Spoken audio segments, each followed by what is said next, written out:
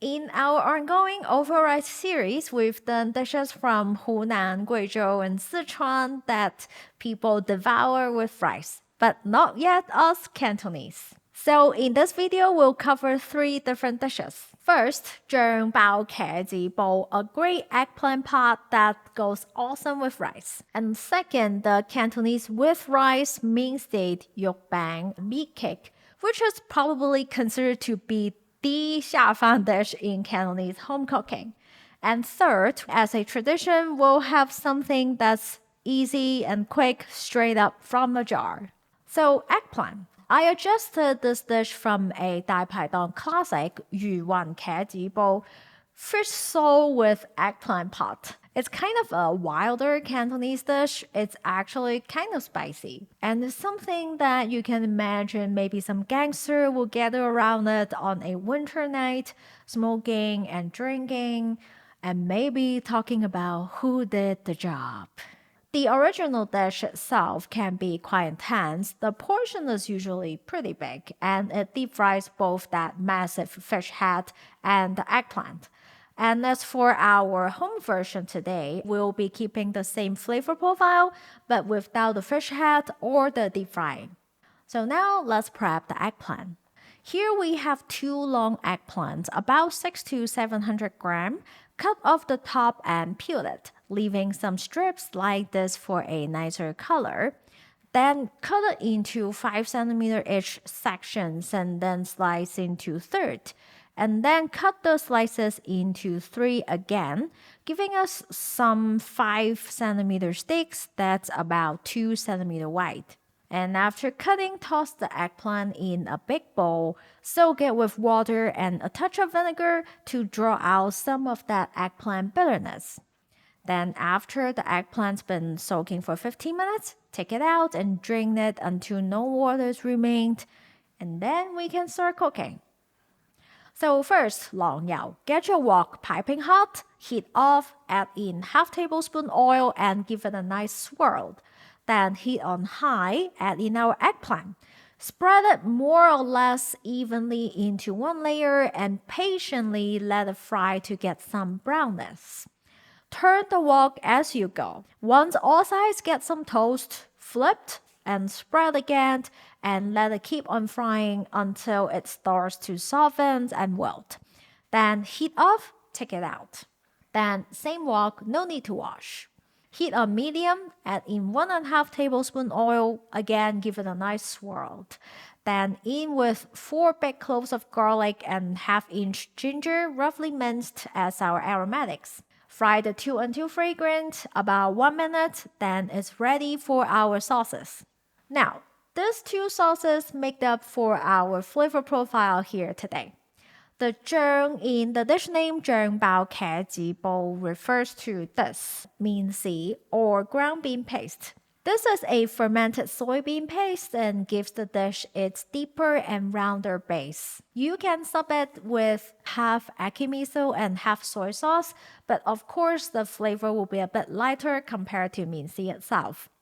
Nonetheless, we'll be using a full tablespoon's worth of ground bean paste today. And to knock things up a bit, we'll be using 1 full tablespoon of this Guilin chili sauce.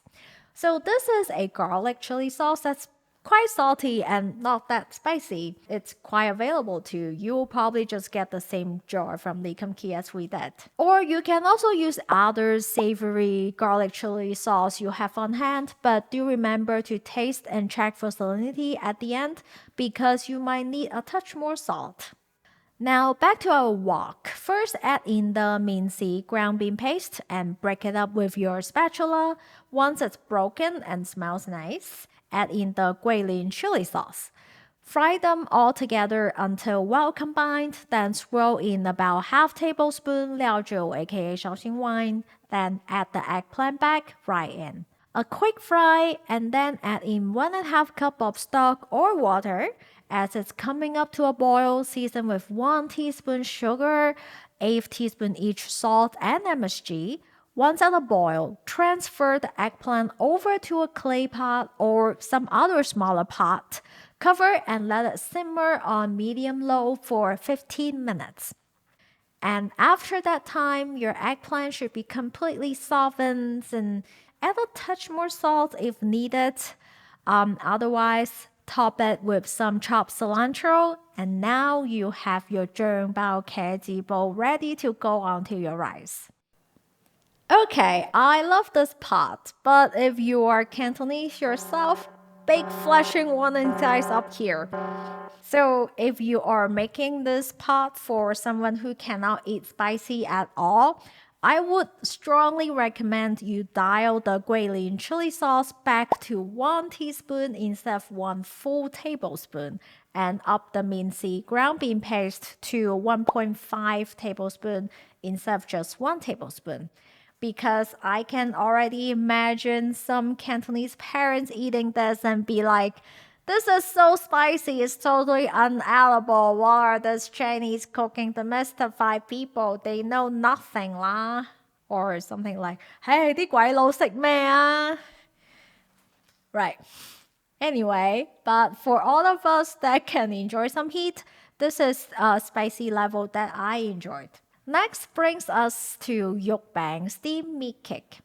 Now, usually in this series, we try to keep things simple, but yukbang done well isn't necessarily in that category. In Guangdong growing up, if you want to be lazy, you can actually just go to the market and buy this ready-made meat mixture and go home and steam it straight. My mom bought it all the time just right after work, but I guess at your local Chinese supermarket, you probably don't have that option.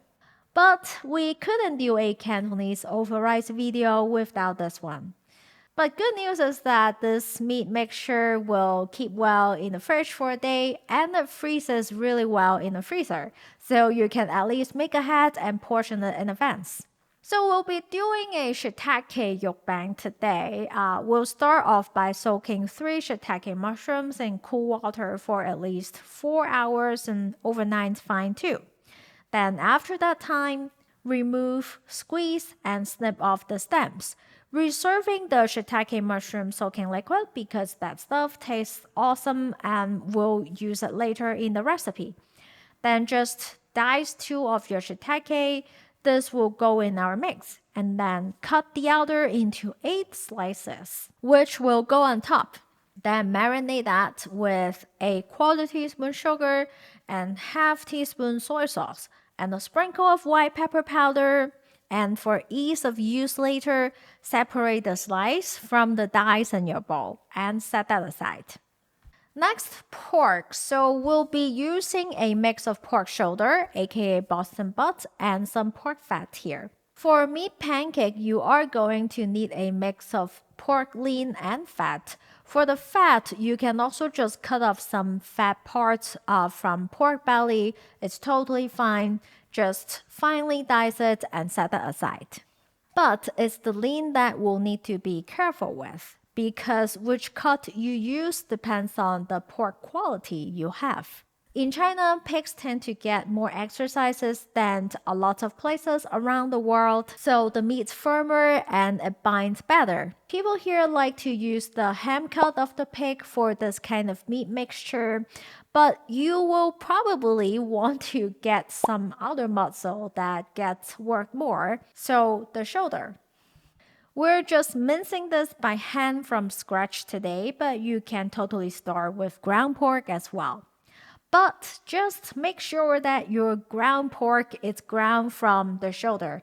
Otherwise, you won't get a good end result. But whether from ground or hand minced, once you are at this point, continue to chop the loin for about 3 to 4 minutes, periodically folding the meat over itself and continue to chop it together. This pounding motion is going to help everything get into sort of a sticky, uniform whole. Once you're at this point, something pasty, toss it in a bowl and go in with 1 teaspoon salt. Mix that in, go at it for about 30 seconds, then go in with 1 tablespoon of the shiitake soaking liquid. Mix that in, then go at it for another 30 seconds, and then repeat. We are going to be doing this for 5 tablespoons of the soaking liquid in all. Adding the liquid, bit by bit. It's to make sure that's mixed in sufficiently. It's the same idea as sausage making. You stir to develop the myosin so that the pork can bind better and then have a nice snap to it. Then take 1 final tablespoon of the shiitake soaking liquid, mix it with half tablespoons of starch, and then also mix that in the same way. Then season with half teaspoon sugar, half teaspoon chicken bouillon powder, a quarter teaspoon white pepper powder, and an eighth teaspoon MSG, half tablespoon soy sauce, and half tablespoon Shaoxing wine. And mix that very well. Then for the fun part, take that mixture and dot it. So just lift it up a touch, smack it against the bowl and repeat 10 to 15 times, which will help remove any air bubbles so that the mixture binds even better. Then toss in that shiitake and fat dices, mix that in very well. That a couple more times and coat it all with about a tablespoon of peanut oil. Now just transfer it to a plate, evenly spread it out and leaving a thinner dimple in the center. Lay it over your marinated shiitake slices and then this is good to steam. Now just toss it over a steaming rack, cover and steam for 10 minutes. Then heat off, optionally sprinkle over a touch more white pepper powdered and some chopped cilantro to garnish, and now you have your yukbang. So growing up, this is my all-time favorite thing to eat with rice, and I would also love to mash the yukbang in with some rice, though my mom will always stop me from doing so. But even if you're just eating the meat cake alongside with some rice, you can also just drizzle some of the sauce on your rice and it will also just be really good. Now I know yukbang is a little intense, so as an apology, we also have this. Something that you can just pop open and down with rice, 豆豉鯪魚. So this is basically deep fried fish mixed with Chinese fermented dark soybeans. It's a Cantonese icon. We've done a whole videos on all the stuff that you can do with it, but I don't think we've shown how to just eat it straight up in a meal.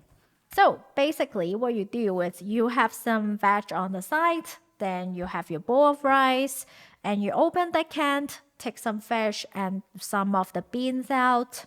I also like to sprinkle some granulated sugar on top for another layer of flavor. And this is undeniably a very quick, tasty meal that you can just have under 10 minutes, I'll say. It's a bit savory, has a very deep umami, especially the douchi. Goes so well with white rice. Anyway, I love this all and never feel tired of it. Right, so this is our Cantonese version for our 下饭 over rice series. As always, recipes in the description box.